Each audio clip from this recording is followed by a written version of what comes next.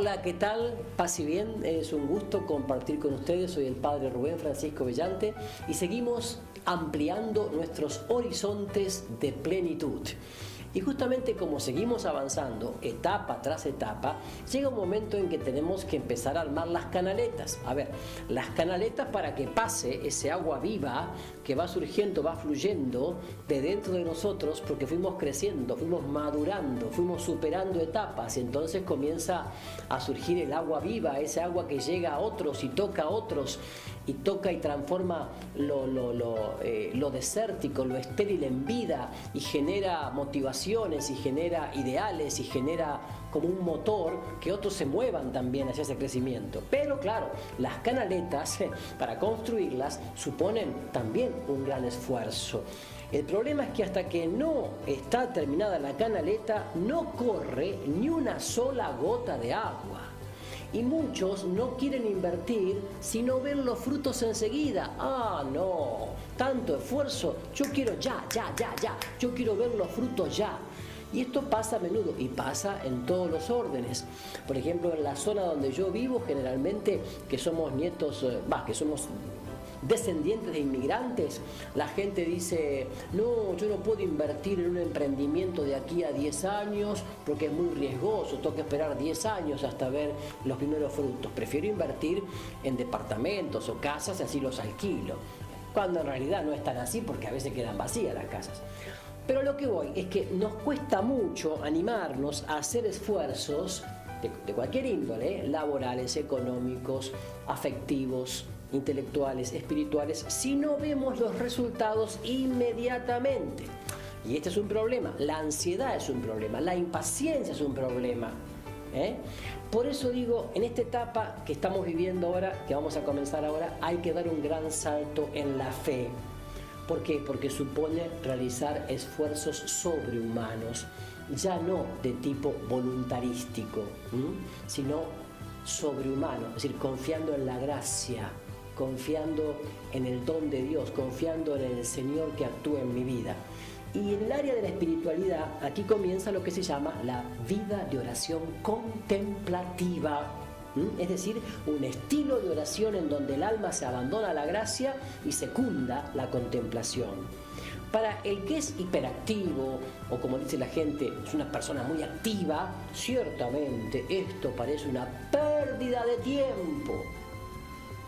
No es eficaz, pero en el área afectiva vincular se comienza a generar estilos de vida comunicacionales y afectivos que trascienden a la misma persona y a su grupo más íntimo. Es decir, cuando se da este salto en esta etapa, uno comienza a abrirse, como con círculos concéntricos, ¿verdad?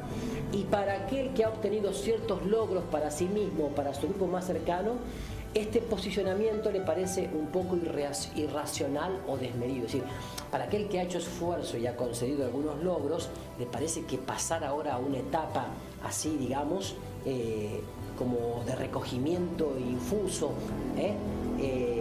o como yo le llamo la etapa de la gran construcción de las canaletas, le parece que es un esfuerzo que no es necesario, ¿no? Entonces, en el área económico-laboral se comienza a construir los activos que permiten la libertad financiera suficiente para poder dedicarse de lleno a la vocación. Es en esta etapa donde uno puede decir: bueno, sí, tengo lo suficiente para vivir y puedo dedicar más tiempo a lo que realmente me gusta. Para aquel que está más o menos acomodado económicamente y laboralmente, esto le parece un poco de locura o demasiado riesgoso, porque dice: ¿cómo? Pierdo oportunidad de seguir creciendo, de seguir capitalizándome. Entonces es un poco. En el área de la vida saludable y el disfrute, aquí comienza una etapa de construcción de un estilo de vida que lo trasciende realmente y que comienza a empapar a otros. En esta etapa que llamamos de recogimiento infuso o gran etapa de las canaletas. Entonces, bueno, hablando de hábitos saludables y de disfrute que se irradian en los demás, para aquel que ha logrado alcanzar algún logro en un deporte con su propio cuerpo, se preguntará: ¿qué más puede haber? ¿Qué más puede haber? Y es una etapa que se puede subdividir en 4 subetapas, pero eso lo veremos después. Yo los invito ahora a que me sigan y que juntos conozcamos la historia de Augusto y lo que le pasó a Augusto. Es lo que hemos llamado el corralito de Augusto. ¿Me siguen?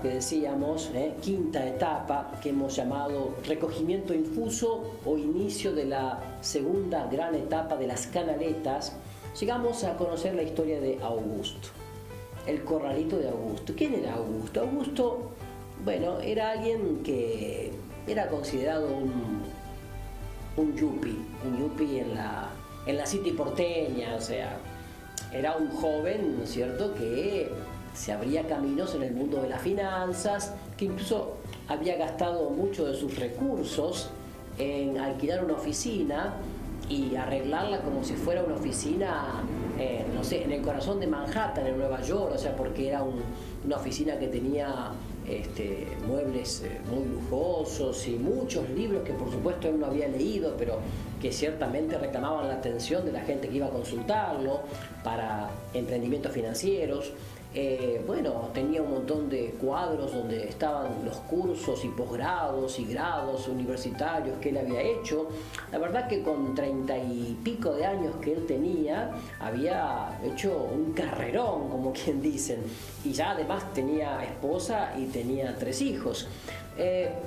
Él siempre estaba de punta en blanco, ¿no? Un traje, camisa, corbata a tono, zapatos como recién lustrados, ¿no es cierto? Una maravilla. Lo curioso es que toda esa oficina que él tenía estaba en un edificio que estaba bastante en ruinas, estaba bastante oscuro, bueno, pero otro no pudo conseguir, así que bueno, él tenía una oficina, digamos, VIP en un edificio bastante en ruinas, ¿no? Y además él había invertido todos sus ahorros en esa oficina y en su auto que era un 0 kilómetro, brillante. Además, cuando podía iba a jugar al golf, no porque le gustara, sino porque ahí se encontraba con ciertos gerentes de bancos o de empresas con los cuales relacionarse, etcétera, etcétera. Y además una vez por semana iba a jugar al fútbol, que es lo que le gustaba, con sus ex compañeros de la secundaria. Así que llegaba a su casa en un barrio popular del Gran Buenos Aires, a su departamento de 2 ambientes, modesto, y que además estaba todo desvencijado, digamos, sin pintura, con muebles arruinados, en fin, llegaba como a las 23:30 y su esposa, que estaba en la casa, de tanto mirar novelas mexicanas y alguna influencia de alguna amiga que también miraba muchas novelas, pensaba que el esposo la estaba engañando porque llegaba tarde, etcétera, etcétera, etcétera. Pero bueno, lo cierto es que ese día volvía de la oficina, iba para su casa en el auto, impecable, y escuchó una noticia que lo dejó congelado. Y era que el Ministerio de Economía en Argentina anunciaba que quedaban congeladas todas las cuentas bancarias de todos los ahorristas de todos los bancos del país. Es lo que se llamó en Argentina corralito, que en otros lados se llamó de otra manera, en otros países, pero que existió en varios países, el cepo cambiario, el corralito cambiario, o sea, el hecho de que nadie podía retirar los fondos, aunque el Estado prometía que lo iba a devolver en pesos o en dólares. Lo cierto es que en ese momento Augusto sentía que se le venía el mundo abajo. Y cuando llegó a la casa, la mujer con poco tino, después de haber visto tantas novelas, encima que lo vio así, indiferente, apático, lo maltrató, y él lo único que hizo fue tirarse sobre un sofá porque realmente se sentía morir. Se sentía, atención, se sentía que todo lo que él había estudiado en la universidad y los posgrados y todo eso no servían absolutamente de nada, porque él había aconsejado y recomendado a un montón de gente invertir o ahorrar en bancos que ahora no devolvían un solo peso. Se sintió realmente frustrado y fracasado y sintió que todo lo que él sabía y que todo lo que había aprendido realmente no le valía de nada, y que esa oficina VIP era toda una apariencia, y que su auto era toda una apariencia, y que además ese vestido que él usaba y esa ropa también era toda una pantalla, una máscara y una careta. Pero después de esa angustia terrible, se entera de que algunas personas que no habían estudiado en la universidad como él, ni eran yuppie, ni nada, no habían guardado el dinero en los bancos, sino que lo habían puesto en otro lado, o sea, o en empresas, o en inversiones, etc. Y entonces muchos de ellos eran amigos de él, y algunos eran clientes de él. Entonces Augusto respiró hondamente y sintió paz. ¿Y saben por qué sintió paz? Porque se dio cuenta de que había gente con más experiencia que él, sin tanto estudio como él, pero que habían sabido salir de la situación o habían sabido prever la situación de antemano. Y esto le vino a él de periquete. ¿Por qué? Porque a partir de ese momento Augusto cambió. Sí, comenzó a consultar a la gente de experiencia con más años que él y a la gente que tenía calle y a la gente que sí sabía, y comenzó a actuar de manera distinta. Ya no se quedó mirando y contemplando su pared llena de cuadros, de posgrados y estudios, sino que se dio cuenta que él tenía que dar un salto en calidad y tenía que cambiar de hábito y tenía que dejar atrás un montón de carga que en último término no le había servido para lo concreto de la vida y para salir del mal paso. A ver si esto alguna vez te pasó a vos en tu vida. Claro, en un instante de recogimiento que él no había tenido porque vivía como loco, la pesadilla de Augusto cambió y se transformó justamente en el mejor sueño. Y se transformó a partir de ese momento Augusto en un aprendiz. Él, que se creía todo un maestro y señor, se transformó en un aprendiz de los grandes. Sí, de los grandes. ¿Quiénes son los grandes? Aquellos que saben salir de la situación traumática, difícil, oscura y terrible de la mejor manera. Y entonces él se transformó en un aprendiz de los grandes y pasó de una aparente madurez y adultez de las primeras etapas que ya hemos visto a ser realmente lo que se debe ser, un aprendiz y niño en las siguientes etapas. Lo que yo te quiero decir es que esta quinta etapa del recogimiento necesita corazón de niño, sencillez de niño, simplicidad de niño y asombro de niño. Tenés que transformarte de un supuesto maestro, aunque seas gerente de una empresa, aunque seas abogado exitoso, contador exitoso, aunque seas catequista ya de años o coordinador de catequesis, aunque seas cura párroco, aunque seas, ¿no es cierto?, profesor de escuela, director de escuela, tenés que transformarte en esta etapa en un aprendiz. Es decir, es el mejor camino. ¿Es el mejor camino para qué? Para construir canaletas. Las canaletas, estas canaletas que hacen que tus conceptos intelectuales arraigados, teóricos, no tengan ya demasiada importancia. Uno comienza a caminar un camino distinto.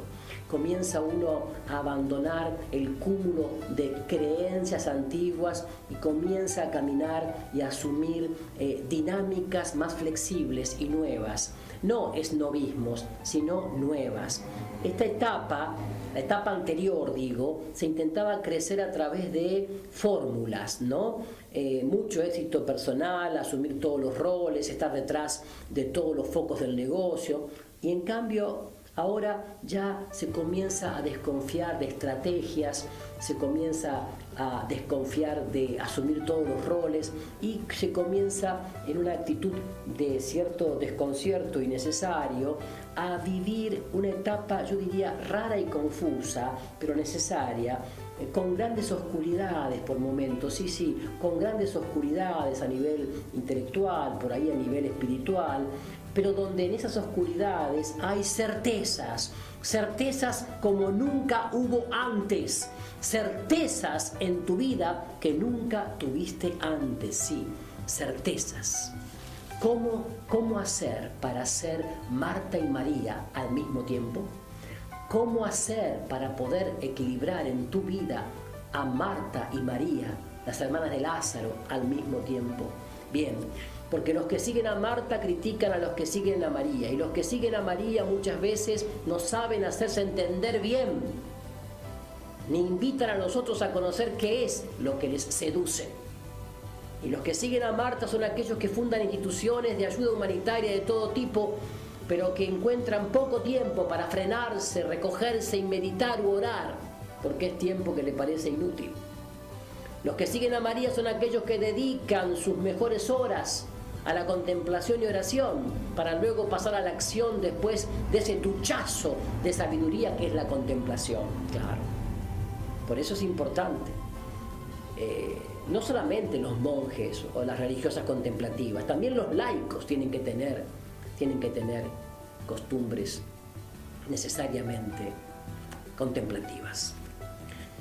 Y bueno, entonces cuando uno se pregunta a veces en todo esto, comienza a discernir, ¿no?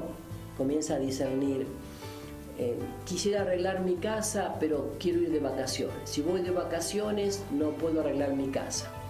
Y si no voy de vacaciones, me voy a cansar durante el año. Y además mi auto realmente tiene varios problemas y me va a dejar en la calle en cualquier momento.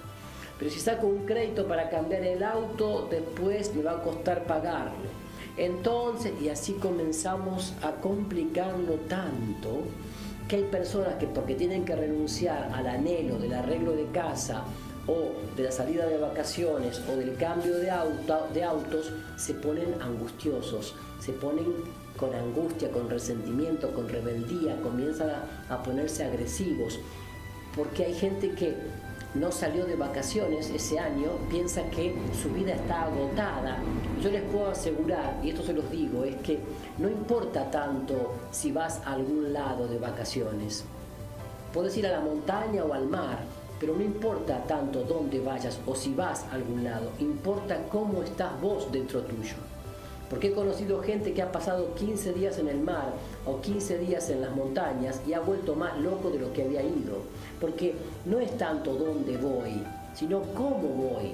Por eso se pueden tener vacaciones, en el patio de la casa, en el jardín de la casa, en el huerto de la casa. Se pueden tener vacaciones en el parque, en la plaza o en la laguna más cercana a tu domicilio. Se pueden tener vacaciones con una carpa, con una tienda de campaña. Es decir, es esto. Lo que yo quiero decir con todo esto es que toda esta agitación necesita en esta etapa lo que se llama la quietud. Sí. Cuando todo esto comienza a arrastrar en tu vida, necesitas la quietud. La quietud, sí. La quietud para que no te enajenes, la quietud para que no te erosiones, la quietud para que no te llenes de angustia, de ansiedad, de temores, de fobias, de complejos. Es importante la quietud. Y justamente de esto vamos a hablar, porque la sexta etapa es la etapa de la quietud. Es decir, te pongo un ejemplo y termino. Cuando, por ejemplo, un bebé patalea, llora, grita, mueve las manos, la mamá o el papá lo levantan, lo aprietan sobre su pecho, el niño sigue gritando, pataleando, pero luego se queda quietito y recuesta su cabeza sobre el hombro de su papá o de su mamá. Es decir, acabada la rebeldía, se llega a la confianza, al abandono, a la entrega y a la paz. Y justamente de esto queremos hablar cuando lleguemos a la sexta etapa, que es la quietud. Ánimo y adelante. Paz y bien.